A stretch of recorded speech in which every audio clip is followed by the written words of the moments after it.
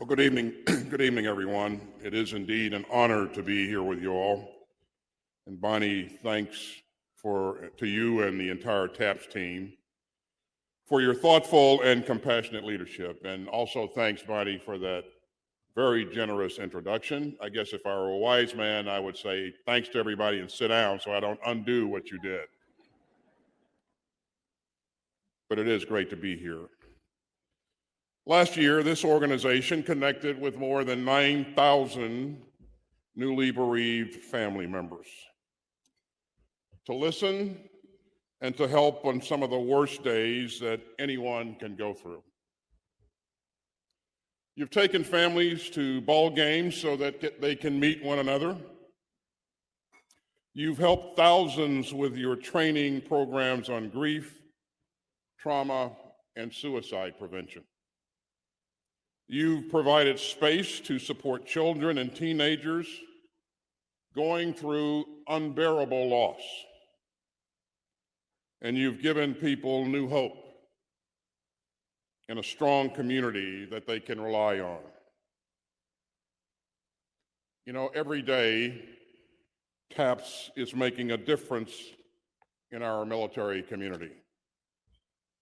It's moving, it's important, and it is inspiring. So thank you for all of your hard work. And Charlene and I are honored to be here with you tonight. We owe surviving family members our unwavering support. And I appreciate the chance to spend part of the Memorial Day weekend with you. On Memorial Day, the nation pauses with you to remember the devotion to service of your loved ones, to renew our commitment to be worthy of their sacrifice, and to remind the families of our fallen heroes that you are not alone. And this year, I am especially mindful that we're observing the first Memorial Day since the end of America's longest war. And we remember the 2,461 American service members and personnel who fell in Afghanistan serving their country. For surviving family members, we know that grief is with you every day and not just on Memorial Day. And we know that after losing a loved one, it can feel like time grinds to a halt. This past week, time stood still for the entire community of Uvalde, Texas. And our hearts break again for the senseless murder of 19 innocent children and 2 of their selfless teachers. It's a terrible moment for our nation. It is yet another terrible moment for our nation. But even during the most awful times, this organization is there. And I know that you've been part of the effort to help the people of Uvalde in their season of grief.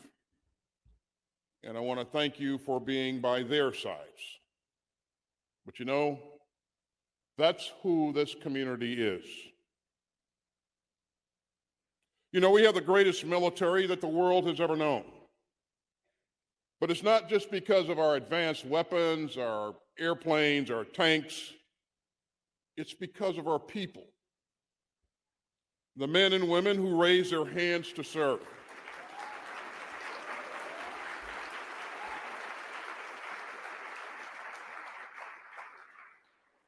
And the families and the loved ones who make their service possible. And it's because of the values of democracy that they make such sacrifices to defend. You know, we can never take that for granted. We must never take that for granted. The President and the First Lady and the Department of Defense have made supporting military families a sacred obligation.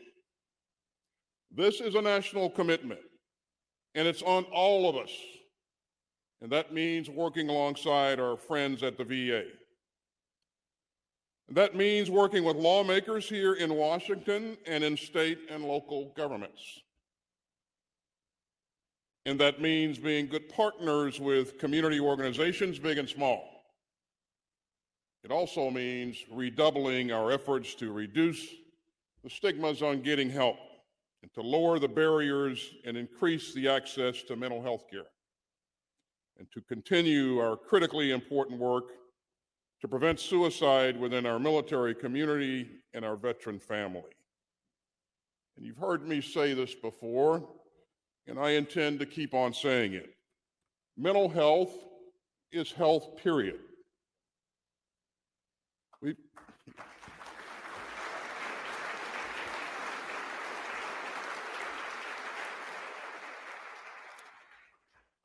We've got to tackle the pressures that all of our people face. And we've got to make sure that we're doing everything we can to support those who have lost loved ones. And we've got to do more to help our newly bereaved families on every level, from finding comfort to figuring out benefits. And we know how heavy that load can be.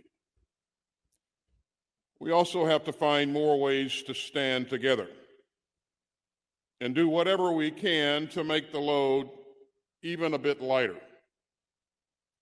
This is personal for me. And it was personal for me throughout my years in uniform. These are the moments that we pray never come. You know, one father in the TAPS community said that his grief was like waves crashing down one after another. But as those waves of loss keep coming, this community does something special. You show up. And for TAPS, that means survivors being there for other survivors. It means being there when a newly bereaved spouse needs to make sense of the paperwork to keep their family afloat. It means being there when a high school senior who's lost a parent needs help applying to college. It means being there for the people of Uvalde and wherever Americans endure unspeakable pain. And it means being there to connect those who are grieving with one another and knit the bonds of our military community even closer together. Now, that bereaved father, who I mentioned a few moments ago, he still feels those waves of relentless grief. But this organization and the community around him have been there to help. And as he put it, quote, "I can't stop the waves, but I can learn how to ride them."